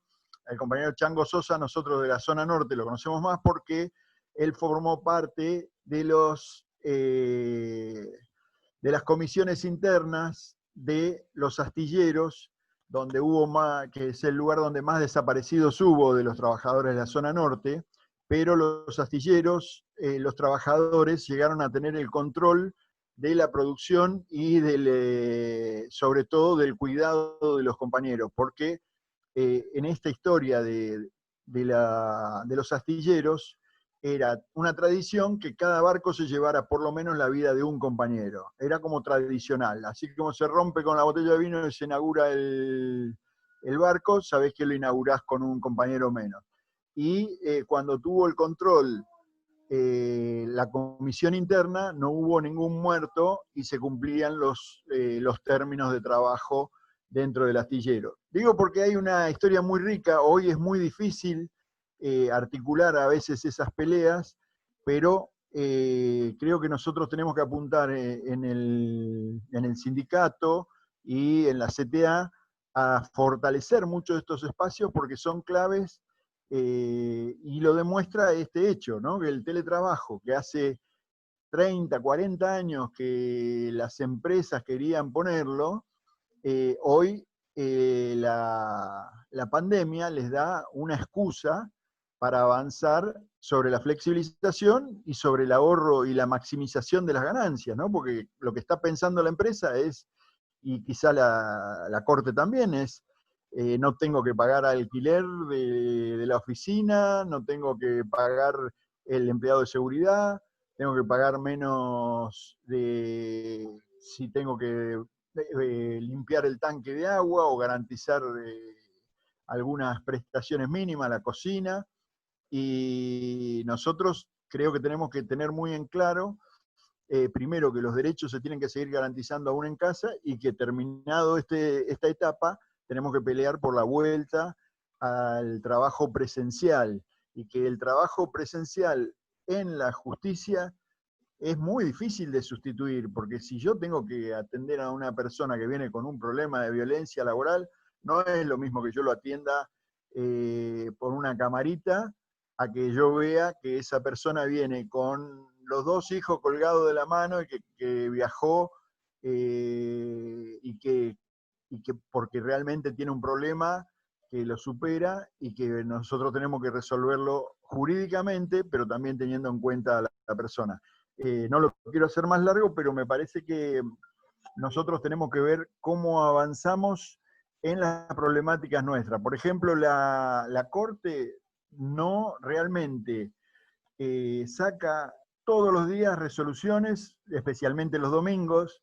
Parece que ahora le ha gustado eso de sacar resoluciones los domingos, y que la mayoría de las veces son incomprensibles, son contradictorias, y está eludiendo la responsabilidad sobre los trabajadores, sobre los justiciables que van al lugar. No están dadas las condiciones de seguridad.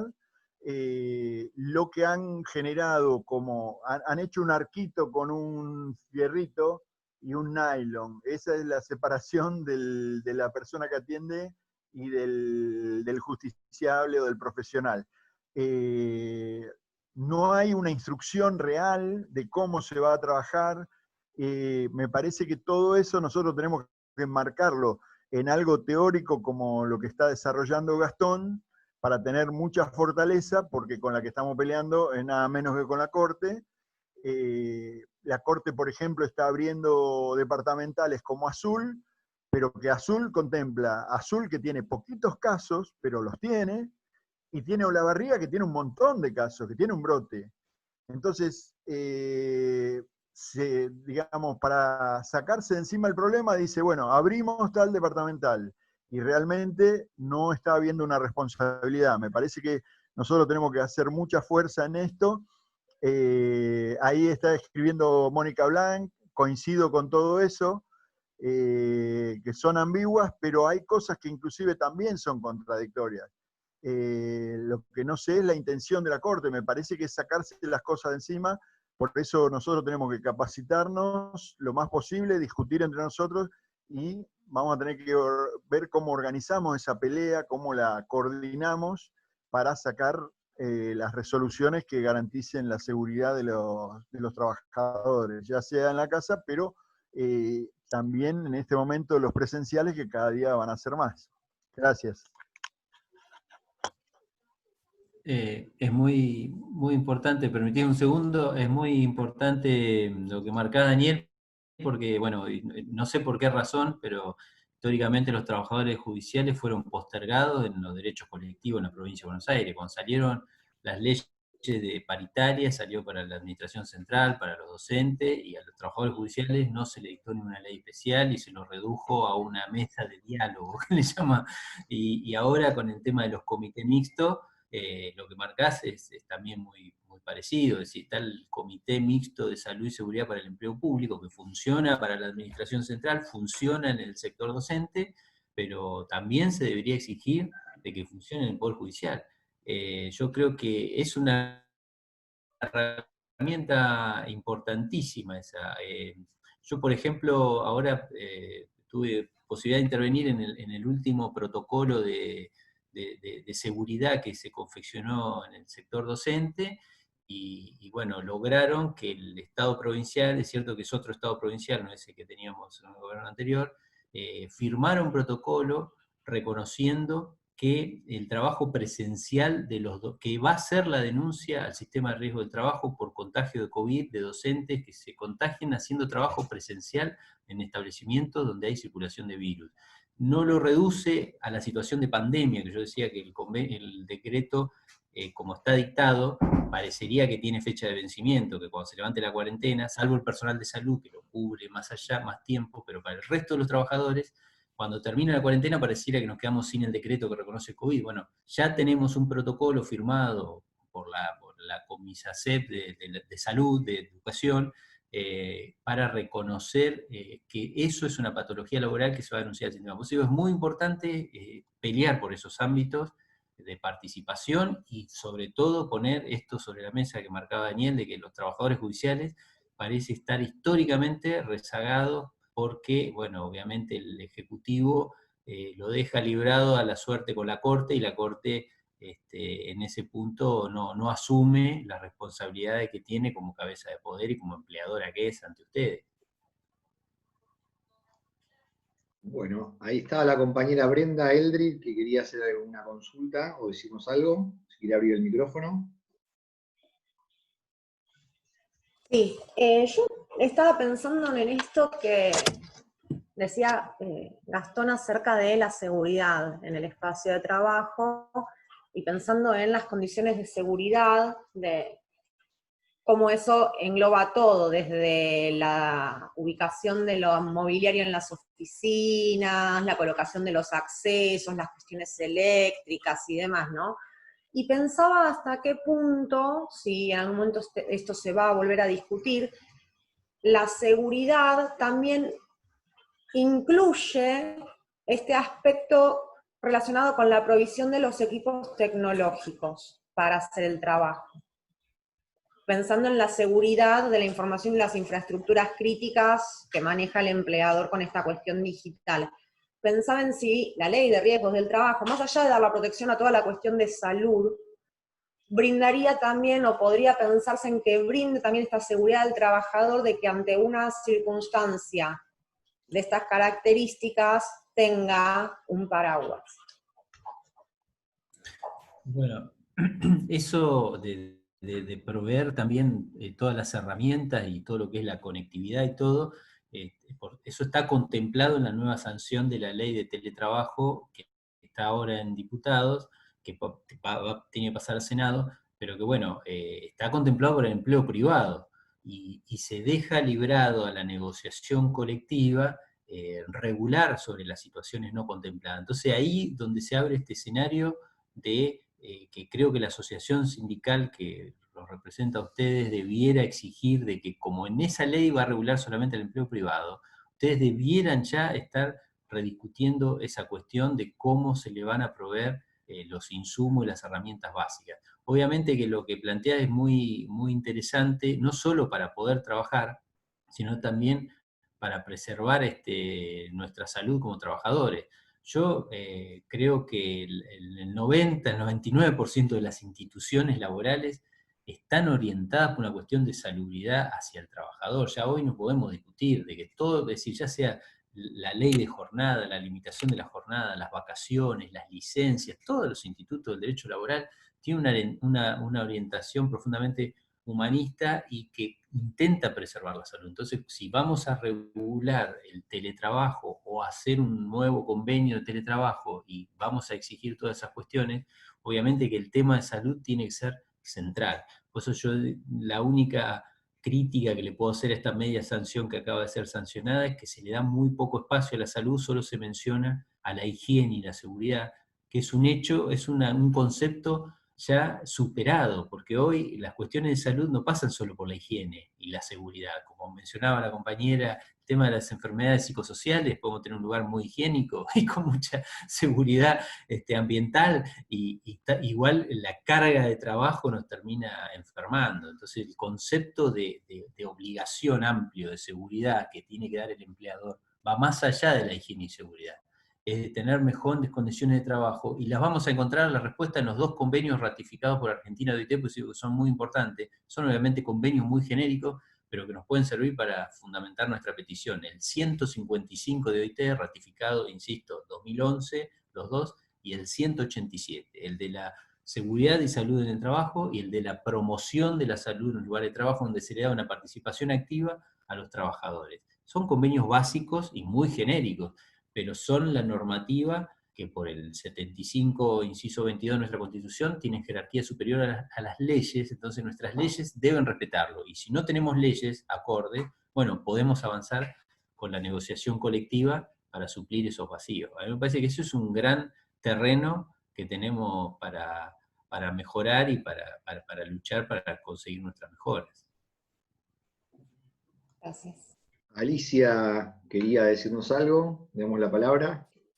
Sí, buenas noches a todos. Bueno, soy Alicia, soy de la Federación Gráfica Bonaerense, y como ustedes saben, bueno, nuestro trabajo es un trabajo privado, el cual nosotros trabajamos en forma privada para distintas empresas, los gráficos, en el cual está muy bueno el resaltar que esta nueva ley de teletrabajo estuvo elaborada por lo que nosotros lo llamamos nuestros diputados sindicalistas, que son los que le dieron un aspecto un poco más con respecto al respeto del trabajador.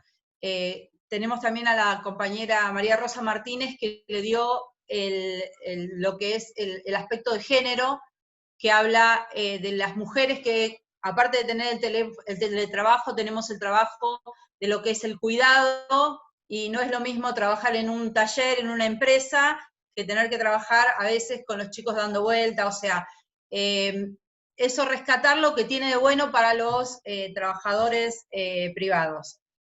Y como yo les decía, vengo de lo que es la Federación Gráfica Bonaerense, con un dirigente como fue Raimundo Ongaro, que siempre basó toda su ideología, y toda nuestra ideología hoy en día es la lucha de la unidad de los trabajadores. Yo creo que la fuerza de lo que es el movimiento obrero, de todos ustedes como judiciales, yo creo que por ese lado es por donde hay que construir para poder ir agarrando todas estas cosas y hacer desde el convenio, desde alguna solución interna, como para poder mejorar lo que es la salud laboral.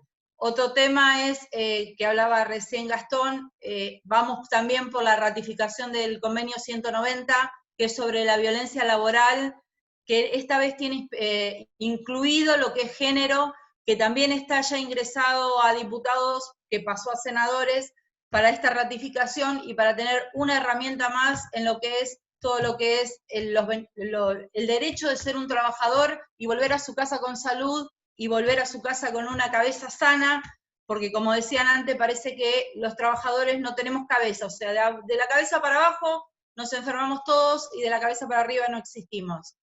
Entonces, bueno, agradecerles el haber permitido participar de esta charla. Como siempre, Gastón, un lujo, y totalmente sencillo, siempre entendible. Muchas gracias. No, gracias Alicia por los aportes que decís, que me olvidé de mencionar, es muy importante lo que la media sanción, que una ley hable y mencione a las tareas de cuidado que tienen los trabajadores en su casa. Me parece, hay puntos muy importantes en la media sanción de la ley de teletrabajo. Obviamente que a mí me toca ver la visión de la salud laboral, y ahí obviamente me parece que hay puntos que podrían mejorarse a futuro, y por ahí con la herramienta de la negociación colectiva. Pero es muy importante lo que acabas de mencionar, y ahora con la ratificación que ya tiene Estado parlamentario, ojalá que salga el convenio 190, no sé si están al tanto, seguramente que sí, sancionado el año pasado por OIT por la violencia de género. Bueno, sí, es importante que hayas resaltado esos puntos. Bueno, ahí no tenemos pedido de palabra. Si alguien quiere consultar algo o decirnos algo. Sí, yo quería consultar algo, Marce. Dale, Walter, adelante. Bueno, de todo, buenas noches a todos. La pregunta viene en base a que hay se está todo un movimiento atrás del servicio de justicia. Nos enteramos esta semana que el Colegio de Abogados de la provincia presentó en un contencioso administrativo, le dio lugar a un reclamo para que se declare esencial el servicio de justicia en la provincia de Buenos Aires, y fue girado al gobernador, en este caso Axel Kicillof, para que resuelva, creo que en el término de 20 días, y declare o no si es esencial o no el servicio de justicia, lo cual ahí nos mete a todos en una nueva discusión, porque calculo que no va a pasar.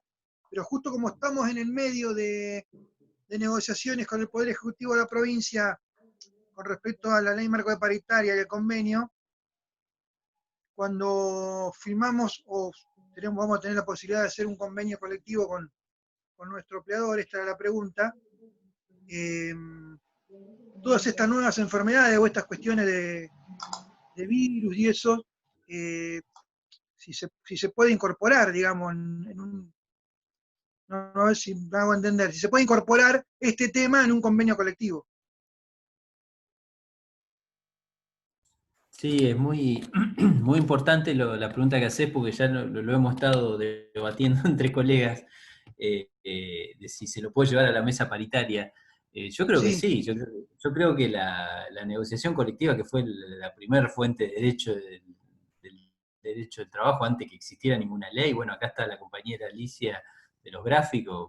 Hay que recordar el primer convenio colectivo que tuvimos en Argentina fue de la Federación Gráfica Bonaerense, que ya hablaba de cuestiones de salud. Cuando hablaba de que había que prohibir el trabajo de menores y de mujeres, eso es una cuestión que tiene que ver con la salud de grupos vulnerables. Entonces, la negociación colectiva fue la primera herramienta que usó el movimiento obrero para poner límite a la explotación patronal, siempre. Con lo cual, si una ley no me reconoce, yo puedo avanzar en la negociación colectiva. Ahora bien, puede ser que vengan después cuestionamientos para decir de que el único organismo habilitado constitucionalmente para establecer el reconocimiento de una ley sea la Superintendencia de Riesgo del Trabajo y que el organismo habilitado por ley es el Comité Consultivo Permanente. El Comité Consultivo Permanente se conforma por el sector patronal y el sector de los trabajadores, pero que no tiene una representación de todo el movimiento sindical. Es una ley que se dictó en los 90 y solamente menciona a la CGT, por caso, y en el año 2012, cuando se incorporaron nuevas enfermedades profesionales, por un decreto específico del Ejecutivo se incorporó a la CTA, pero no está, como la CTA hoy no está en el Comité Consultivo. El Comité Consultivo tampoco se convoca periódicamente, como dice la ley, con lo cual allí se puede fundamentar de que como los organismos legales no están funcionando como la ley los pidió, que se convoquen anualmente para analizar el listado de enfermedades profesionales, yo en el marco de la negociación colectiva puedo llevar ese tema y decirle, bueno, vos empleador me obligás porque considerás que es esencial este servicio, como mencionaba el ingeniero Vaca recién, me obligás y me ponés a la asunción de riesgo. Bueno, yo pido garantías, pido la confección del protocolo y pido que vos me reconozcas como empleador y como es tu obligación de seguridad de que vas a desandar todos los caminos posibles para denunciar cualquier contagio como si fuera laboral. Hay que conseguir herramientas en el marco de la negociación colectiva para que me brinden seguridad a mí en la vuelta al trabajo. Y yo creo que la negociación colectiva fue un mecanismo fundante, un instrumento madre fundante antes de que existiera toda norma laboral y lo sigue siendo. Así que para mí se puede avanzar en esa instancia para pedir reconocimientos que la ley no me da.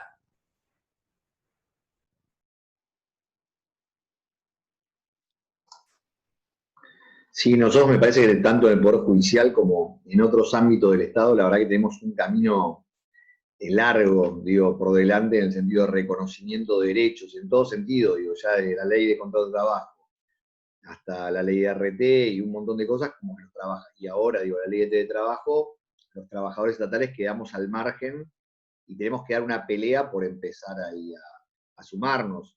No es casualidad que nosotros como gremio todavía no tengamos ley marco de paritaria, que es una lucha que venimos dando hace rato y que somos uno de los pocos gremios de la provincia de Buenos Aires estatales que no tienen este reconocimiento.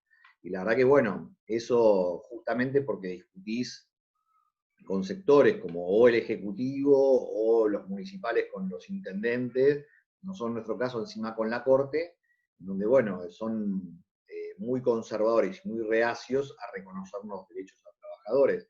Es más, la regulación nuestra respecto del ámbito laboral es una acordada de la Corte.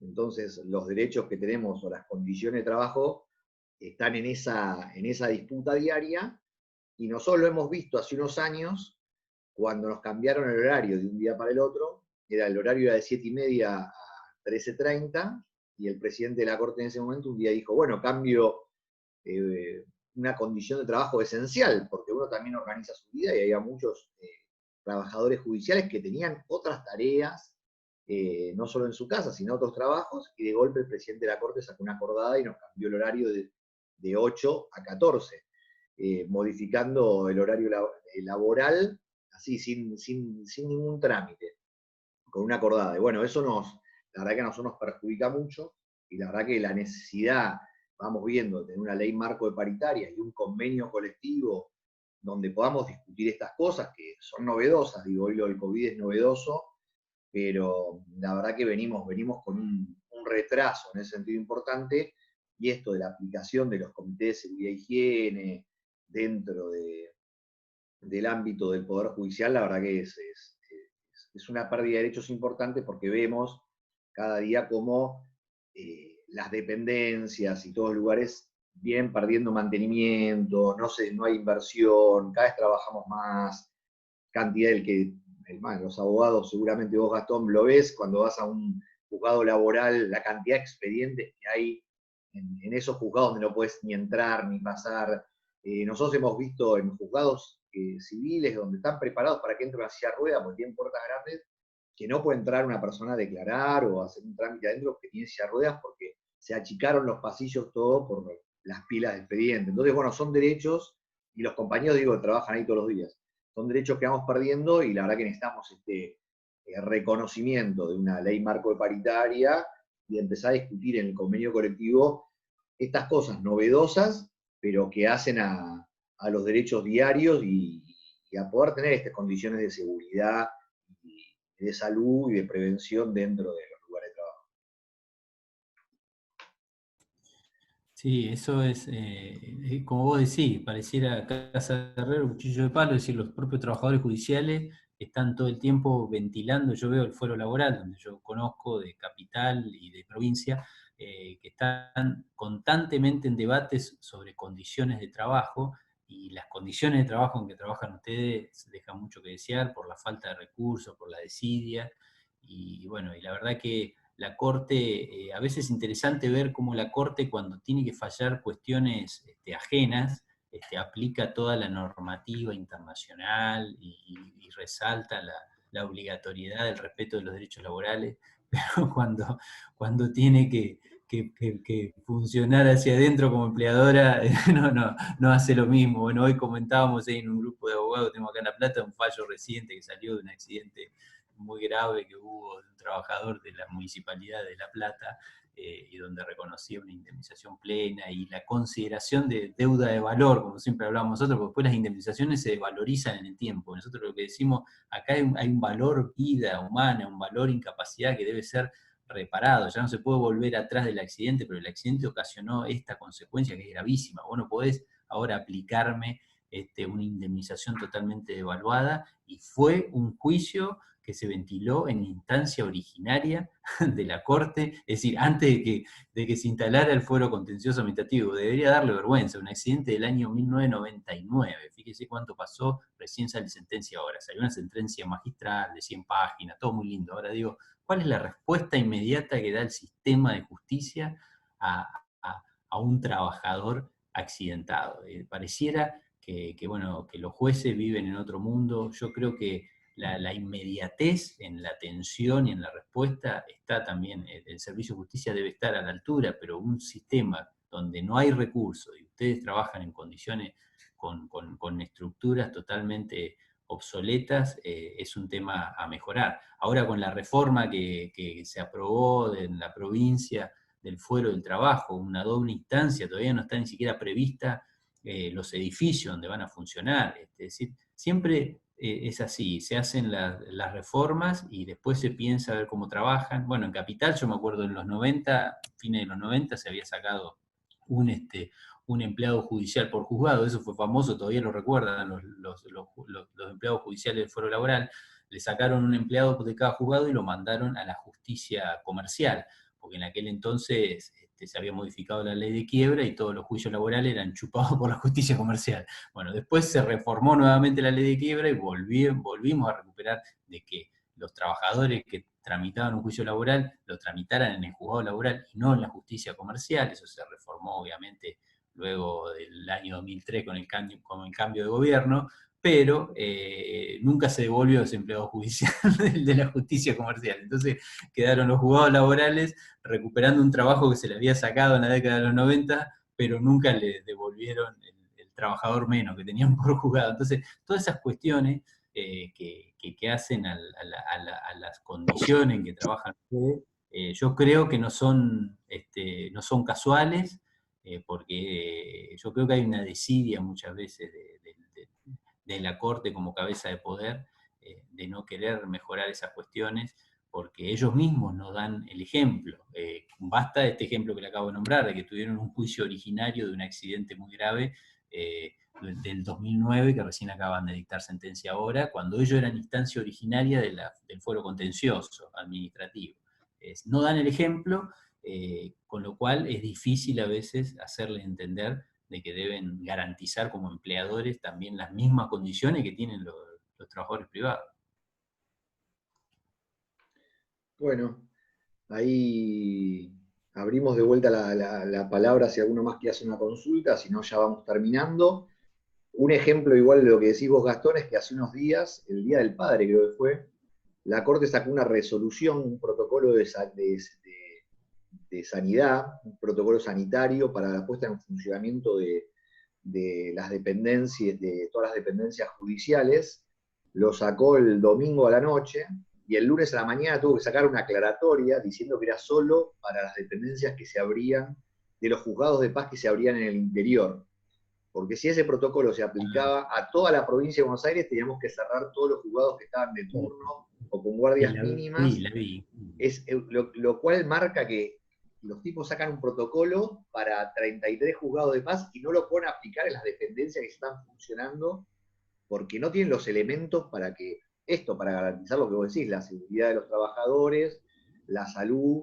Te dicen, bueno, tiene que haber alcohol en gel, entonces hay un tarro de 1 kilo de alcohol en gel en los que hay, y vos decís, bueno, y el compañero que está teniendo la mesa tiene el alcohol en gel a mano, no lo tiene, y como eso, un montón de cosas.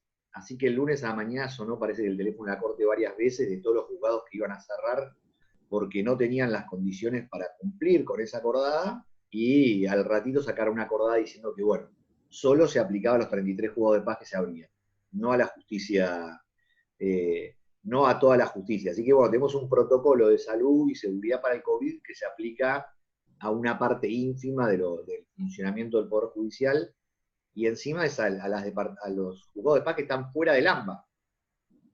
Es decir, en lo que está en el AMBA, que es el sector más problemático, con mayor circulación del virus, no tiene protocolo de seguridad e higiene, para decirlo de alguna manera. Bueno, si vemos esta resolución que yo le citaba, la 135 que dictó el Ministerio de la Provincia, la Corte le tendría que haber notificado en plazo de 24 horas a la asociación sindical, porque el comité no tiene, ese protocolo para que ustedes planteen las cuestiones que quieran incluir, porque son los que lo tienen que aplicar y padecer. Bueno, seguramente tampoco lo debe haber cumplido, ¿no? Esos son los déficits, porque esa resolución es amplia, es para el empleo público y el empleo privado, y los trabajadores judiciales son empleados públicos también, así que debieran invocar que se respete esa resolución, y cuando la Corte decida hacer un protocolo, le dé participación a ustedes también de qué injerencia pueden tener en la redacción de ese protocolo, porque son los que después lo van a tener que aplicar. Es decir, que algo más obvio que la propia persona que día a día tiene que aplicar un protocolo, que se le dé participación, que es el que tiene el mayor conocimiento de cómo ocurre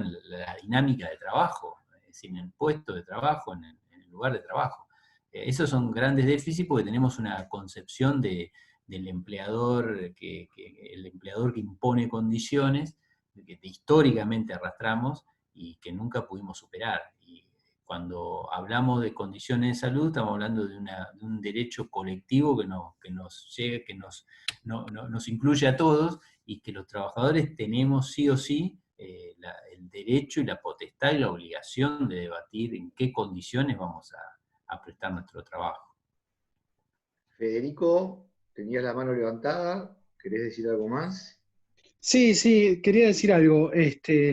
A veces hablar de la coyuntura de nuestro sindicato, cuando se discuten cosas tan profundas como estas, digamos, es un poco complicado, y no es con ánimo de embarrar la cancha, pero en esta relación que estamos hablando de los trabajadores de la justicia en relación a los derechos que se nos adeudan, yo sí quiero resaltar, porque siento que tengo que hacerlo, que si el compañero Pérez Guillén hubiera sido el secretario general de nuestro sindicato, a mí no me cabe duda que nosotros ya tendríamos un convenio colectivo. Y en este sentido lo que quiero hacer es resaltar el hecho de que la lucha de los trabajadores y las trabajadoras de la justicia también tiene que ver con ser capaces de seleccionar a nuestros mejores dirigentes para que puedan llevar adelante satisfactoriamente esas luchas. Recién escuchaba a la compañera de la Federación Gráfica Bonaerense recordar a ese maravilloso compañero Raimundo Ongaro. Y creo que nuestra responsabilidad tiene que ver un poco con esto, con darnos el debate interno, sin ánimo de entrar en un debate acerca de quién es mejor, quién es peor.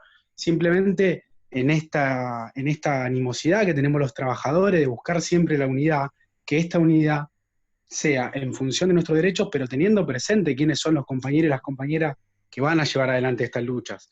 Por eso yo quiero reivindicar especialmente el trabajo del compañero Pérez Guillén, así como también cada departamental que acá estoy viendo, ¿no? La Matanza, San Isidro, los compañeros de San Martín, veo ahí algún compañero de La Plata, no sé si me olvido alguno, pero nada, simplemente esto, dejar en claro que como trabajador judicial, creo que si el compañero Daniel hubiese sido el secretario general, ya tendríamos el convenio en la mano. Bueno, Dani, Eso te no me doy cabe la ninguna duda. Hágase cargo usted, compañero Pérez Guillén, ahí de responder. No me cabe ninguna duda. De hecho, en esta pelea que tuvimos con la intersindical, el espacio intersindical contra la adhesión de la provincia a la ley de riesgo, en el momento en donde el gobierno de Macri estaba en su mejor imagen, la verdad que esa pelea, si la hubiéramos dado al final, tal vez la hubiéramos ganado, pero pudimos resistir durante 7, 8 meses que la provincia no adhiriera a este nefasto sistema. Y bueno, y ahí Daniel estuvo presente, a pesar de que no era el secretario general de la Asociación Judicial, pero él estuvo ahí. Así que eso me consta y lo quiero resaltar también. Bueno, después invito algo para todos. Está todo pago. Pero, no, yo creo que es importante, hoy la escuchaba Alicia, ¿no? Con el primer convenio colectivo y bueno, con Ongaro, ¿no? Que es una palabra mayor. Creo que hay una cosa importante que puede ayudar a la unidad dentro del gremio, que es que hay una batalla cultural ganada. En capacitaciones que nos hacían en el gremio, nos terminaban diciendo que era mejor tener un estatuto donde nosotros pudiéramos proponer cosas que un convenio colectivo de trabajo. Y hoy creo que nadie duda que lo importante es tener la ley marco de paritaria y un convenio colectivo de trabajo propio. Con eso sí, me permito una anécdota que fue donde perdí una apuesta que como los municipales lograron algo parecido a ellos se propusieron el modelo de los docentes, porque como ellos tienen que pelear con cada municipio, dijeron, nosotros queremos como el convenio nacional docente, es decir, bueno, un convenio provincial que garantice un piso, y después nosotros con ese convenio provincial vamos a discutir con cada intendente. Y yo le decía al secretario general, al Cholito García, digo, ustedes no lo van a conseguir, lo vamos a conseguir nosotros porque ustedes tienen 5 jefes, ustedes tienen una pelea, nosotros tenemos 2 jefes que ya es un quilombo, que tenemos el Ejecutivo y la Corte, pero ustedes tienen 135 patrones. Y cuando él presentó el convenio colectivo, me hizo subir al escenario y me dice, le gané una apuesta que le íbamos a sacar primero los convenios colectivos. Pero es esto, tener muy en claro la importancia de esa herramienta. Y hoy es una batalla ganada, creo que la defienden todos los sectores en el gremio, que eso nos va a facilitar una unidad en este sentido de lo que decía Fede. Creo que estamos en una etapa distinta y creo que esa unidad es clave para avanzar en un ámbito como el nuestro, que es muy difícil, el Servicio de Administración de Justicia, porque se mezclan muchas cosas, ¿no? Que nosotros tenemos una cultura que no es democrática, la justicia no tiene una cultura que es democrática, tiene una cultura monárquica que todavía no pudo cambiar. La otra vez discutíamos con grupos de judiciales de distintas zonas de la nación, de la capital, de otros lugares del país, que una clave es el ingreso de los trabajadores para garantizar que no sean nada más que los hijos de los jueces los que entran, que haya un ingreso más democrático y que ese ingreso más democrático permita también que el trabajador tenga otra empatía con el justiciable, que tenga otra actitud, que bueno, que entienda los problemas de la sociedad.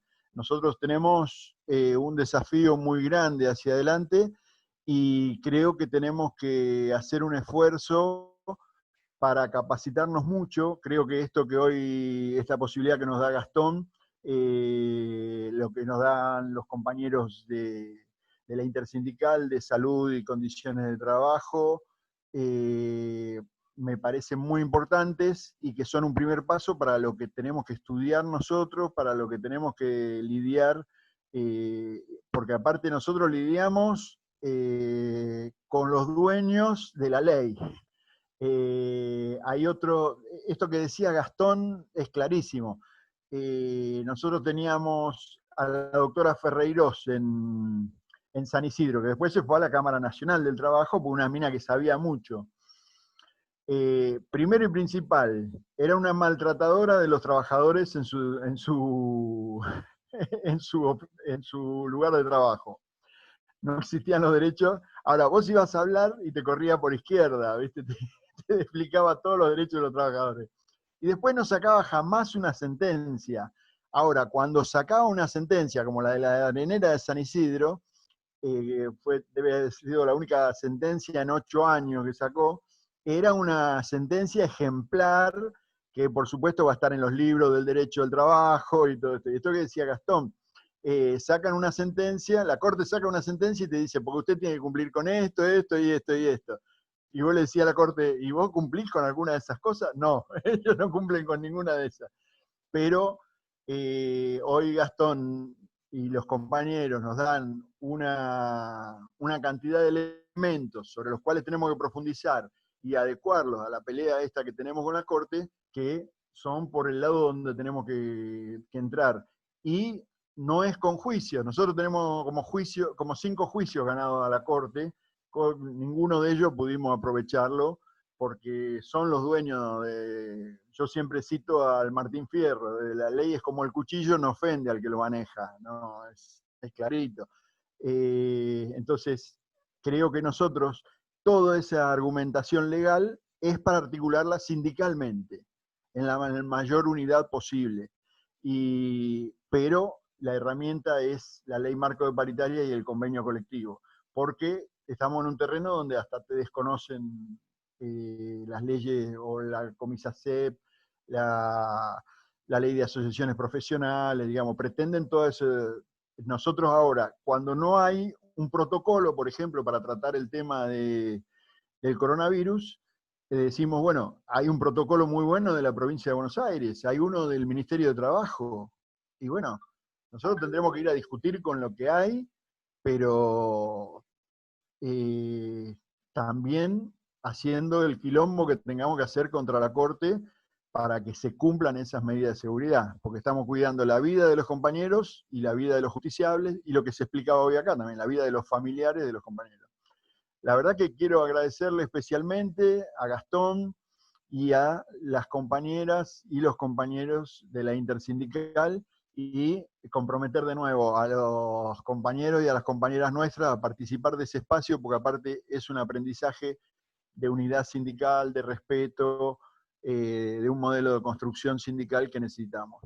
Desde ya es eso, agradecerles de nuevo y bueno, y tratar de darle continuidad a esto porque es un enriquecimiento muy grande para nosotros.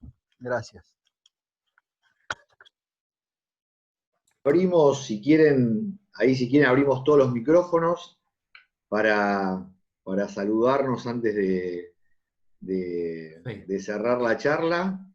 Y bueno, la verdad que le agradecemos a Gastón y a toda la participación y la información, y a todos los compañeros que participaron, que la verdad, bueno, hay que aprovechar estos espacios de formación en este contexto de estar en casa o encerrados. Así que bueno, un abrazo grande, muchas gracias Gastón, un abrazo a todos los compañeros, y bueno, nos despedimos. Buenas noches a todos, muchas gracias. Gracias a vos. Los documentos, Daniel, de la charla. Dale, muchas gracias Gastón, si los mandás los distribuimos. Hasta luego. Chau, chau. Chau, chau. Gracias. Adiós, muy bueno. Gracias. Muy buena charla. Adiós, compañeras y compañeros. Hasta luego. Nos vemos.